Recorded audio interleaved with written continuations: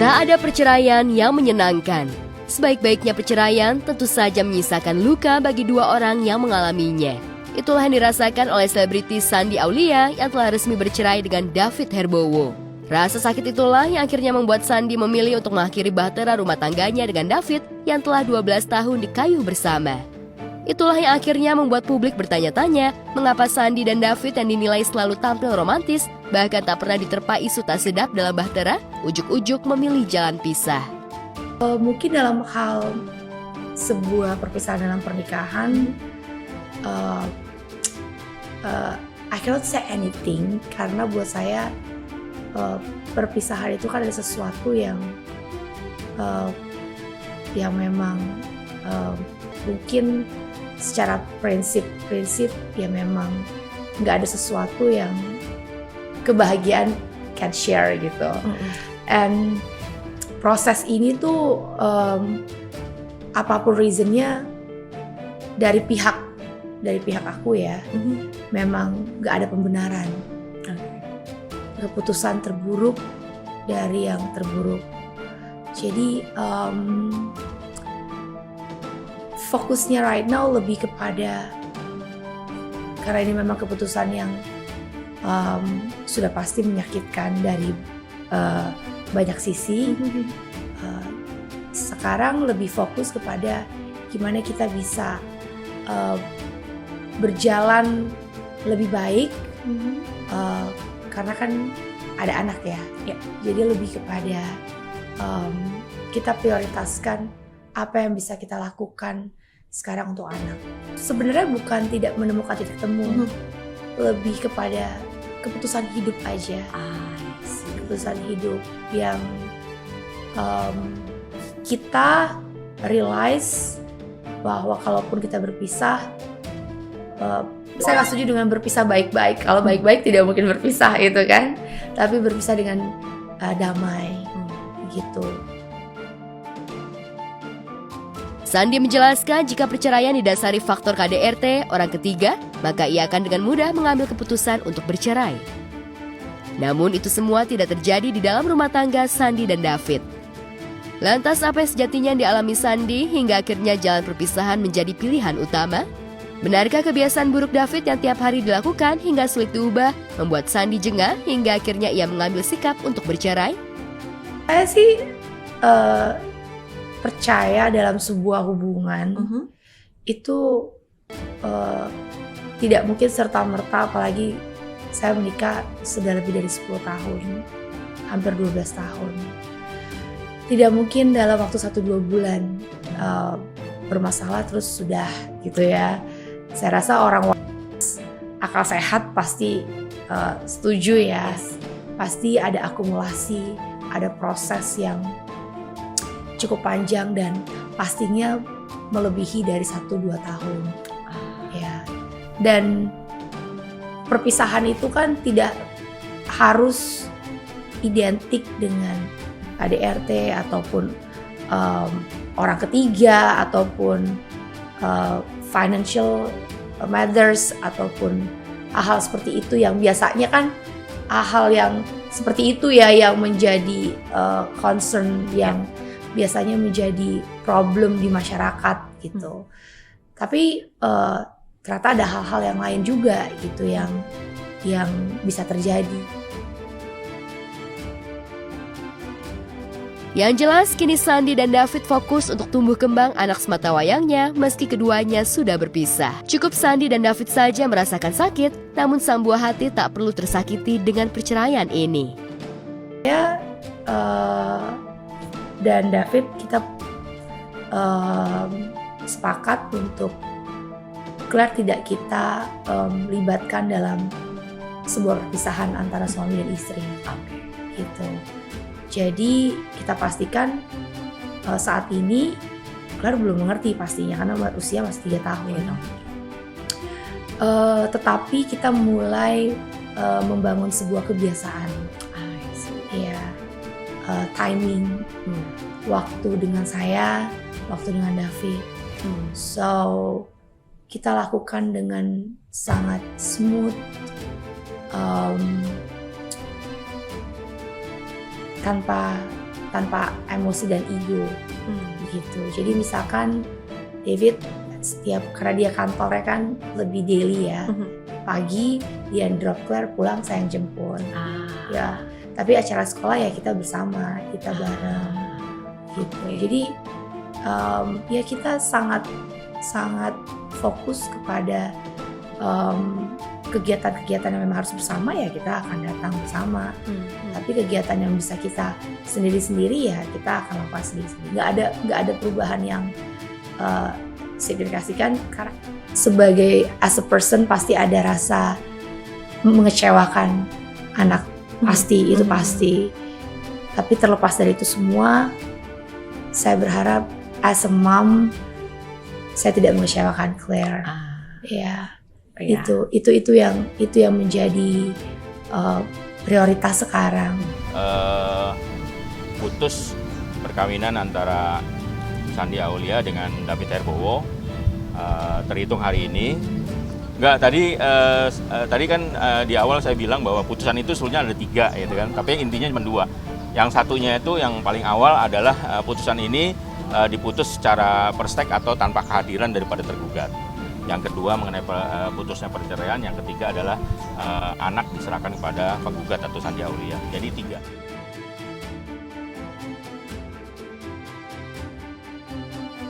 Apalagi ia juga memiliki kisah kelam masa lalu saat kedua orang tuanya berpisah. Hubungan Sandi dan ayah tak terjalin dengan baik secara emosional lantaran Sandi dibesarkan oleh ibunda tercinta. Kurangnya bertemu dan hilangnya cinta kasih ayah membuat dinding sekat antara keduanya. Hal itulah yang tak ingin terjadi dan dirasakan oleh putri semata wayangnya. Maka dengan sekuat tenaga, Sandi dan David akan terus membesarkan putri kecilnya bersama meski tak lagi memiliki hubungan pernikahan. Karena saya ikut ibu, jadi hubungan sama papa itu tidak terjalin baik secara emosional. Itu dampaknya. Karena itu yang tadi saya bilang, ketika itu terjadi di dalam pernikahan saya, ada sebuah perpisahan, yang menjadi concern saya lebih kepada hubungan Claire dengan orang tua tidak boleh terputus. Dia cukup melihat, oh ya mereka tidak bersama lagi, tapi daddy and mommy secara emosional tetap sama perasaannya, waktunya, keadaannya, semuanya harus tetap sama. Yang Claire harus menerima mungkin lebih kepada relationship antara suami dan istri untuk orang tuanya ya memang sudah tidak lagi berjalan. Berpisah dan mencoba untuk mengakhiri biduk rumah tangga juga pernah dirasakan oleh Mpok Alpa. Tidak percaya pada suami itulah yang membuat Mpok Alpa diselimuti rasa curiga. Rasa cemburu berlebih itu membuat Mpok Alpa curiga terhadap suami. Benar saja, suami pernah ketahuan selingkuh dengan wanita lain. 2 tahun ia menelan pil pahit itu, hingga akhirnya ia bermunajat kepada Allah di hadapan Ka'bah saat umroh agar rumah tangganya tetap terjaga. Kalau rumah mewah rumah tangga nggak awet, nah yang satu rumah tangga dulu. Rumah tangga udah. Jadi kamu tuh jaga banget rumah tangga kamu ya.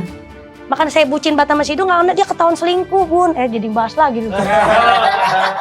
Ketahuan selingkuh dia. Selingkuh bun, gitu. Dulu bun, maaf ya bun, saya boro-boro dicium. Baru-baru ini apa? Udah lama. Sebelum yang umroh itu? Enggak, awal-awal saya viral. Namanya cobaan ya, bener nggak? Cobaan karena kamu sibuk, mungkin dia nggak. Aduh nih si abang hidung ini emang benar-benar dah. Bun, tapi ada hikmahnya. Kasusnya. Tapi ada hikmahnya. Apa? Semenjak ketahuan selingkuh, berubah. Manggil saya mama. Saya dicium. Dibelai. Saya kalau kata kita di tadinya enggak. Bisa 2 tahun nggak bisa move on. Iya kan? Iya. Rasanya gimana gitu? Nggak bisa lepas. Bucin. Jadi awalnya gini, saya nggak percaya sama dia tentang kesetiaannya dia. Saya dipanggil, saya umroh, saya minta. Saya nggak minta muluk-muluk bun. Saya minta rumah tangga saya ini, minta dunia akhirat sampai mati, hidup semati. Saya bilang begitu. Di sana saya minta. Saya bilang ya Allah, saya terlalu cemburu banget sama suami saya. Ya Allah, saya terlalu apa ya? dalam arti apa saya selalu berlebihan. Yang saya minta dibukakan hati saya. Saya minta rumah tangga saya lancar, saya minta dibukakan hati saya. Kalau emang saya terlalu cemburu, dikurangi cemburu saya ya Allah. Saya sayang banget sama suami saya ya Allah, saya bilang begitu. Saya minta di sana nangis-nangis segala macam. Bunda, itu saya dari awal saya nyampe ke Mekah, suami saya nggak pernah yang namanya genggam tangan kalau jalan. Itu sampai sono kagak lepas, saya diginiin mulu. Nggak pernah lepas. Saya bilang, dung tuh main amat tuh megang tangan. Ya karena gue kecil kayak takut injek-injek orang. Dia bilang gitu. Diginiin aja sama dia. Udah tuh di sono dia ngerangkul saya. Melukin saya mulu.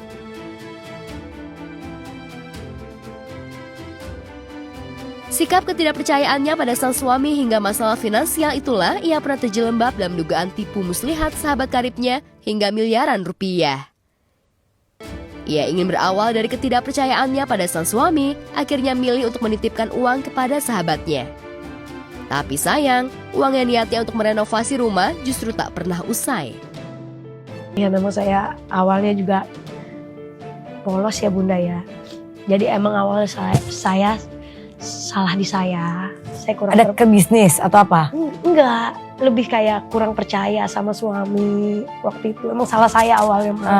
Jadi saya terlalu curhat sama Temen deket nih? Iya, padahal temen deket mah belum baru kenalnya baru setahun.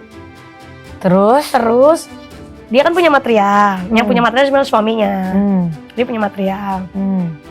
Saya bilang gini, Teh, bisa nggak gue nitip uang? Gue bilang gitu.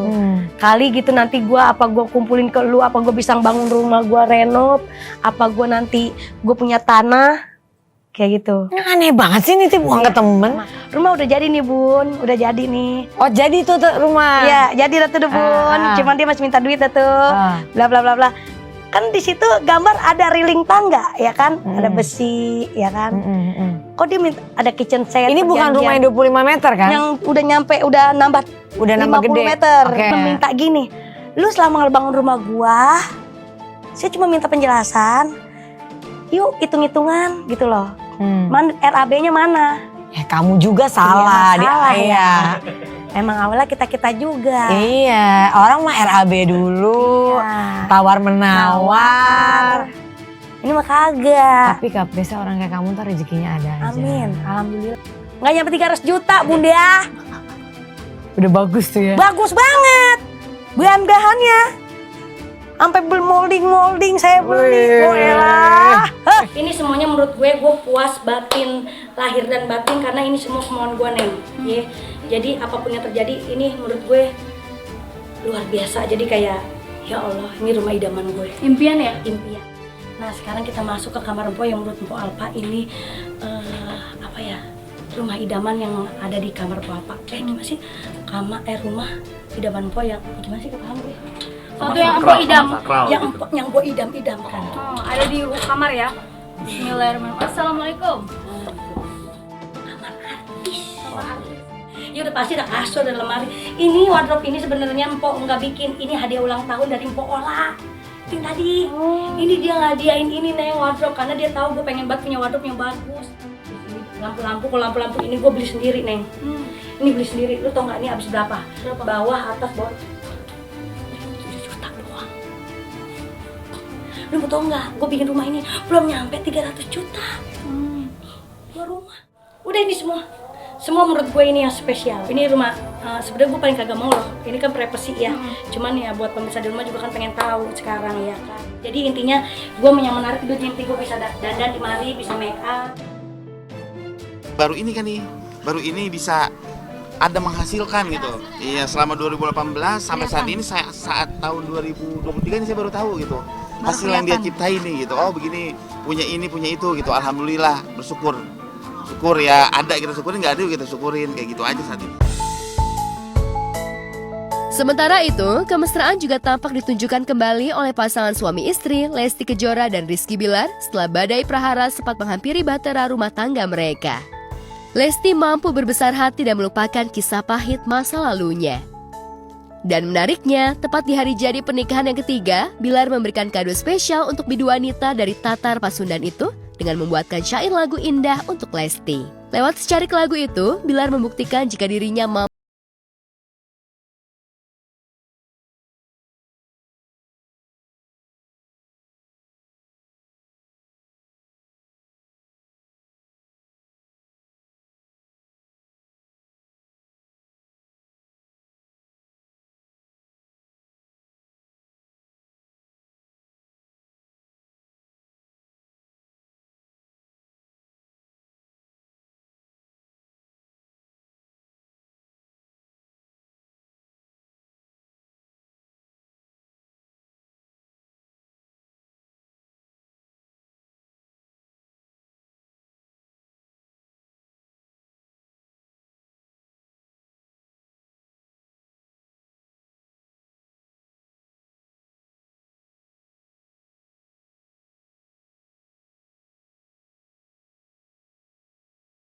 Sebenarnya saya dulu pernah bilang ke istri, sayang kamu ini penyanyi, suatu saat pengen banget kakak bisa membuat suatu karya, bisa bikin lagu yang mana nanti akan kamu nyanyiin. Asal ucap aja. Asal ucap saat itu.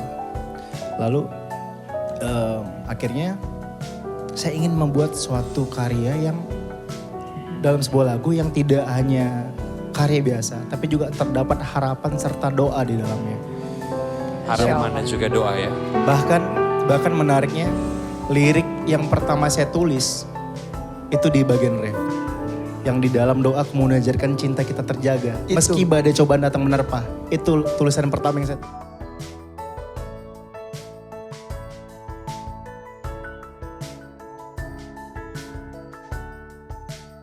Alhamdulillah itu kan makanya kan kalau kita nyanyi aja tuh kayak doa. Maka jadi umpamanya Lesti sering nyanyiin lagu ini, mudah-mudahan ini akan menjadi doa dan juga Bilarnya kayak yang ngasih ya ini apa namanya kayak pembuktian bahwa Bilar tuh pengen memperbaiki hubungan kayak gitu. Pandangan kan kelihatan ya, jadi mereka berdua saling pandang-pandangan tuh cintanya tuh kayaknya sih memang besar banget ya. Jadi kita tuh bisa ngerasain gitu.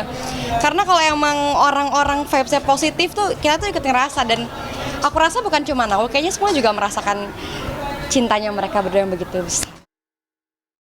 Jalan sunyi dirasa tepat untuk mengungkapkan rasa, cinta, dan doa. Itulah gambaran dari lagu bertajuk Di Arsimu yang diciptakan Bilar dalam permenungan. Tentu saja kado spesial itu membuat Leslar Lover dibuat baper sekaligus haru dibuatnya. Kalau kata kakak bilang ya waktu pas ngasih lagu ini ke aku, kakak tuh pengen punya lagu yang long last ya, yang maksudnya yang lama, everlasting, abadi, didengar orang terus gitu. Meskipun orangnya udah gak ada, tapi karyanya terus didengar, terus dipakai gitu. Nah, gak expect juga kalau kakak tuh bakalan bikin lagu yang justru malah ceritanya tuh doanya beliau sendiri gitu. Itu kayak, ya Allah, bagus juga, dalam banget liriknya, terus ditambah lagi dengan aransemen musik yang bagus dari Om Andi Rianto. Wah, udah yang ngerasa kayak bisa nggak ya, mampu nggak ya aku menyelesaikan menyanyikan lagu ini dengan baik gitu. Ya, jadi inspirasi dari sini kalau bisa dibilang adalah ini buah dari harapan, buah dari doa yang mana dituangkan dalam sebuah karya, dalam sebuah lagu yang harapannya ini adalah curhatan kita berdua, dari curhatan kita berdua, bukan dari katanya curhatan Lesti ya. Ini adalah curhatan kita berdua yang mana isinya adalah tentang harapan, doa. Bukan hanya mewakili kita sebagai pasangan, tapi juga insya Allah ini harapannya bisa mewakili banyak jutaan pasangan lainnya gitu. Pernikahan itu kan ada step-stepnya, jadi kemarin tuh ada percobaan berat ya, itu dia bisa lewatin. Mudah-mudahan nanti kalau ada cobaan-cobaan kayak gini lagi, mereka bisa menyikapi, bisa menyelesaikan, ada solusi gitu. Karena kan yang penting tuh tujuan pernikahan sama cinta, kalau saling cinta pasti jadi kuat lah. 3 tahun memberai bersama meski di pertengahan ada kerikil dan jalan terjal dalam bahtera membuat ikatan cinta mereka semakin kuat. Apalagi lagu yang dibuat Rizky itu seakan menjadi doa dan harapan perjalanan cinta mereka. Kayak pembuktian bahwa Bilar tuh pengen memperbaiki hubungan kayak gitu. Ya mudah-mudahan langgeng. Anti Lesti ini juga salah satu penyanyi yang menjadi idola banyak orang. Begitu juga aku juga selalu mengidolakan Anti Lesti. Karena kenapa aku mengidolakan dia? Karena dia itu suaranya bagus banget. Di pop dia suaranya bagus, di dangdut dia suaranya bagus. Pokoknya aku berterima kasih banget buat Anti Lesti. Waktu itu juga dia pernah mengikuti atau mengisi di acara konser aku It's My First. Dan nyanyi sama dia itu bagus banget suaranya dan orangnya itu se-humble itu. Dan hari ini aku bisa dapat kesempatan buat nyanyi di acaranya dan bawain lagunya Anti Lesti ini.